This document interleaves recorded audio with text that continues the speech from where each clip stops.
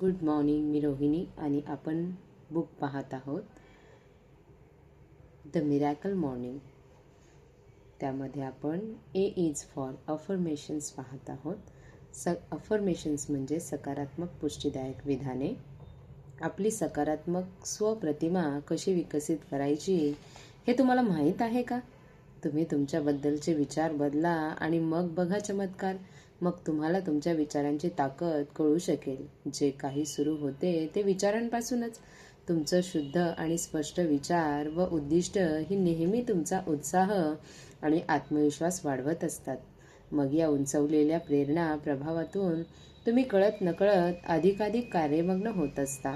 माणसाच्या विचारांमध्ये आमूलाग्र बदल झाला पाहिजे. जे आपल्या आयुष्याला आकार देते ते देवत्व आपल्यामध्येच असते. म्हणून माणूस जे मिळवतो तो त्याच्या विचारांचा परिणाम असतो. काही लोक आपल्या आयुष्याचा जीवनभर द्वेष करतात तर काही कायमच असमाधानी असतात. तुम्हाला जर तुमचे आयुष्य विकसित करायचे असेल तर तुम्हाला तुमचे विचार विकसित करावे लागतील. तुमचे विचार तुम्हाला प्रत्यक्ष जगावे लागतील. प्रथम जीवनाच्या या विकास प्रवासात येणाऱ्या अडथळ्यांना तुम्ही तुमच्या मनातून हद्दपार करा आणि त्याच्या जागी मोठ्या सकारात्मक आणि उत्साही तसेच नव्या स्वप्न प्रदेशाला स्थान द्या. जेव्हा जेव्हा जुने त्रस्त विचार कल्पना मनाच्या भूमीवर डोकावू लागतील तेव्हा तेथे नवीन सकारात्मक विचारांची प्रेरणे करा. तुमचे यश हे तुमच्या यश वैभवी विचारांवर अवलंबून असते. जर आपल्या मनात आनंदी विचार असतील तर आपण आनंदी हो. जर आपल्या मनात भीतीदायक विचार असतील तर आपण भयग्रस्त हो. जर आपल्या मनात उदासवाणी विचार आले तर आपण आजारी पडू. जर आपण विचार केला की मला यश मिळणार नाही तर आपण नक्की अपयशी ठरू. जेव्हा आपण आनंदी असतो तेव्हा आपण विलक्षण उत्साही, संवेदनशील आणि प्रसन्न असतो. पण जेव्हा आपलं मन उदास असतं तेव्हा मात्र आपला उत्साह मावळतो. मन संवेदनशून्य होते. एकूणच उद्दिष्ट प्राप्ती किंवा अपेक्षापूर्ती न झाल्यानं भीती, चिंता, अस्वस्थता तसेच अपराधत्व या भावनांनी आपण घेरले जातो. एक लक्षात घ्या की उद्दिष्ट प्रेरित वर्तनामधील काही अडथळ्यांवर प्रयत्नपूर्वक आपल्याला मात करता येते. दुसरं असं की आपण अनेकदा आपले समर्थन करत असतो, तक्रारी सांगत असतो. आपली परिस्थिती अशी असल्यानेच आपण हतबल झालो आहोत असं आपण म्हणतो. खरं तर कुठल्याही तऱ्हेचे समर्थन, सबबी या लंगड्याच असतात. तेव्हा प्रथम कारणे समर्थन देणं थांबवा. हे पहा, न्यूनगंडात जाऊ नका. आपल्याकडे काय नाहीये यापेक्षा आपल्याकडे काय आहे याचा अधिक विचार करा. जीवनातील मूलभूत गरजांकडे लक्ष पुरवा.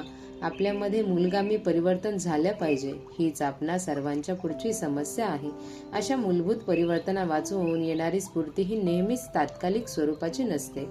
मूलभूत परिवर्तन नसेल तर जीवनाला काहीच अर्थ उरणार नाही. अनेकदा परिवर्तना वाचून केलेले प्रयत्न हे उथळच ठरतात. सर्वात महत्त्वाचं म्हणजे आपल्या जीवनात आपल्यालाच परिवर्तन घडवून आणायचं असतं. दुसरा कोणीही आपल्यात परिवर्तन घडवून आणू शकणार नाही, मग तो कितीही महान असला तरीही. हे लक्षात ठेवा. परिवर्तनात मोठा आनंद दडलेला असतो. परिवर्तन नसेल तर विकास नाही, प्रगती नाही. या संदर्भात ज्ञान, ग्रंथसामुग्री, सीडीज यांचा फार मोठ्या प्रमाणात उपयोग होऊ शकतो. तुमचा आत्मविश्वास वाढवणारी, तुम्हाला प्रेरित करणारी, प्रवाहित करणारी अनेक पुस्तकं आज बाजारात उपलब्ध आहेत. ती वाचा आणि त्यातून टिपणे काढा. तुम्ही जेवढे अधिक जाणाल तेवढे तुम्ही पुढे जात राहाल. विकासाबरोबरच एक प्रकारचा आत्मविश्वासही तुम्हाला प्राप्त होईल.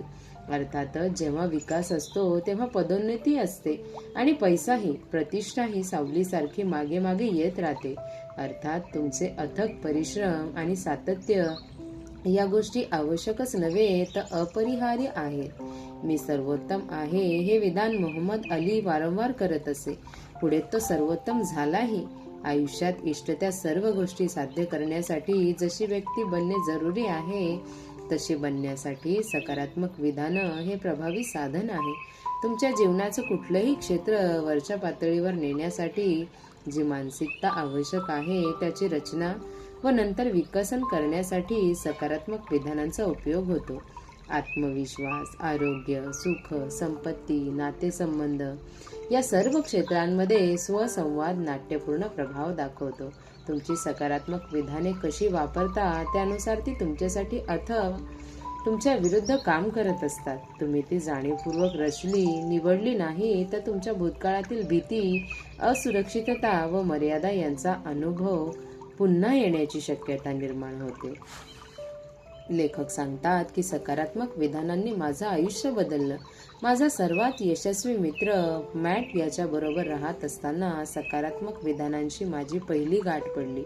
रोज मॅटच्या बेडरूमच्या बाथरूममध्ये तो ओरडताना मी ऐकायचो. तो मला हाक मारतोय असं वाटून मी त्याच्या बेडरूमच्या दाराजवळ यायचो. तेव्हा कळायचं की तो माझे नशीब माझ्या नियंत्रणात आहे. मी यशासाठी पात्र आहे. माझ्या स्वप्नातले जीवन बनवण्यासाठी व ध्येय साधण्यासाठी आज मी जे काही करायला पाहिजे ते करण्यासाठी मी प्रतिबद्ध आहे. अशी काहीतरी विचित्र वाक्य तो बोलायचा. नेपोलियन हिलचे प्रसिद्ध पुस्तक थिंक अँड ग्रो रिच वाचल्यानंतर सकारात्मक विधानांचा मला अनुभव आला. माझ्या जीवनामध्ये सकारात्मक विधाने वारंवार केल्याने काही परिणाम होईल का याबद्दल मी स्वतः साशंक होतो. तरी मी ठरवलं की एकदा करून पाहूया. मॅटच्या बाबतीत त्यांचा उपयोग झाला तसा आपल्या बाबतीत सुद्धा होऊ शकतो. तुम्हाला सांगतो, कारच्या अपघातानंतर लेखकांची स्मरणशक्ती जवळजवळ नष्ट झाली होती. त्यामुळे काही अतिविनोदी प्रसंग घडले आणि त्यांची स्मरणशक्ती इतकी क्षीण होती की त्यांचे मित्र कुटुंबीय हॉस्पिटलमध्ये तासनतास बसत आणि चटकन एका जेवणाची सुट्टी घेत. तर लेखक सांगतात की हेनरी फोर्ड म्हणतो की तुम्हाला जर असं वाटत असेल की एखादी गोष्ट आपण करू शकतो किंवा आपण ती करू शकणार नाही तर हे दोनही पर्यायाने तुमचं म्हणणं बरोबर आहे.